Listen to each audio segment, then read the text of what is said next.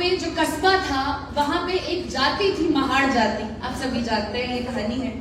महाड़ जाति जो थी उसको कोई अधिकार नहीं थे। अभी आप जरा 2 मिनट के लिए ऐसे सोच लीजिए, सुबह स्कूल जाने का वक्त हो रहा है और एक माँ जो है वो अपने बच्चे को ऐसे बोलती है कि आज स्कूल में तेरे साथ दुष्व्यवहार होगा, आज तेरे साथ स्कूल में ऐसा व्यवहार नहीं होगा जो शायद क्लास के 80% बच्चों के साथ होगा।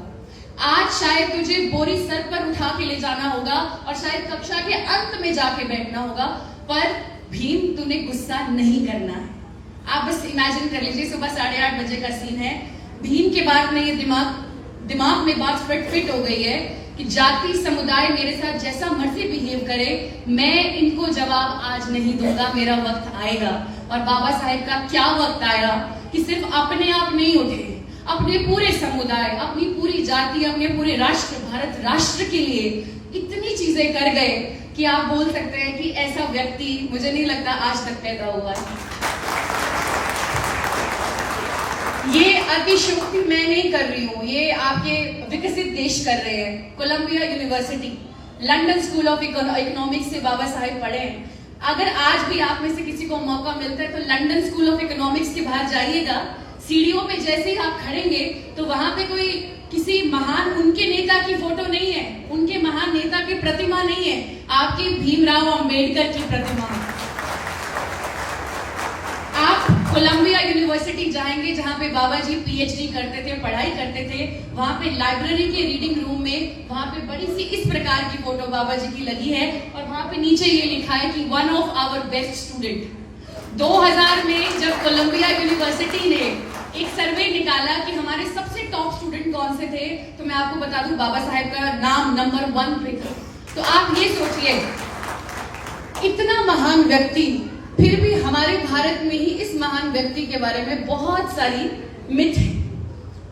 कई लोग इनको नेता नहीं मानते, ठीक बोल रही हूँ, बहुत से लोग हैं जो इनको नेता नहीं मानते। अब ये विचारधारा कहां से पैदा हुई, क्या हुआ, क्यों हुआ, इस बारे में हम बात करने नहीं आए आज हम बाबा साहेब को सेलिब्रेट करने आए हैं। तो जैसा मैं आपको बता रही थी, वापस आ जाइए। छोटा भीम स्कूल जाता है, सर पे क्या लेके जाता है भीम? बोरी लेके स्कूल जाता है और कक्षा में उसे कहां बैठने को बोला जाता है? अब आप सोचिए उस बच्चे के मानसिक पटल पर किस प्रकार की इमेज होती होगी कि मैं क्या हूं, क्या मैं जानवरों से भी परे हूं? कक्षा के अंत में उस बच्चे को बिठाया जा रहा है जहां बाकी बच्चों के जूते चप्पल पड़े होते थे, वो बच्चा वहां लास्ट में बैठ रहा है। आप इस प्रकार से सोचिए, एक जो नाई है वहां इलाके का, वो भी बाबा साहेब को नहीं छू रहा, वो सोचता है कि छूऊंगा तो अछूत हो जाऊंगा। तो बहन ही बेचारी हर कुछ बाल काट रही है।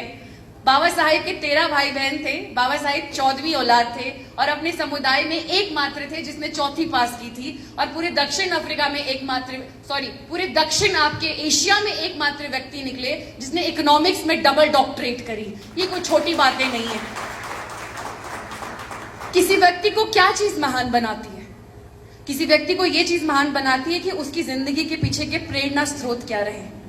इस प्रकार का दुर्व्यवहार, जाति की वजह से जो डिस्क्रिमिनेशन बाबा साहेब ने बचपन से सहा, वो कभी नहीं चाहते थे कि उनके समाज के और लोगों को भी इस प्रकार से चीजें हो। आप सब जानते हैं बाबा साहेब बाहर गए, बड़ौदा के आपके महाराज थे, उन्होंने उनको स्कॉलरशिप दिया 25 रुपए पर महीना, बोला जा अमेरिका पढ़कर आ। अमेरिका में वो पढ़े, डॉक्टरेट की, पॉलिटिकल साइंस, आप सब्जेक्ट्स गिनिए, 50 से ज्यादा सब्जेक्ट्स थे जिसपे बाबा जी की कमांड थी, 9 से ज्यादा भाषाएं थी जिसमें बाबा जी की कमांड थी। तो आप मुझे ये बताएं, जो ये लोग ये बोलते हैं कि पिछड़े हुए समाज के लोगों का बौद्धिक विकास नहीं है या पिछड़े हुए समाज के लोगों को पढ़ना लिखना नहीं आता, तो ऐसा क्या था उस बच्चे में जो महाड़ जाति से था, अछूत जाति से था, अकॉर्डिंग टू कथित अपर क्लास, वो पूरा का पूरा संविधान लिख गया। आप बताएं ऐसा क्या था? एक और आप लोगों को कई बार सुनने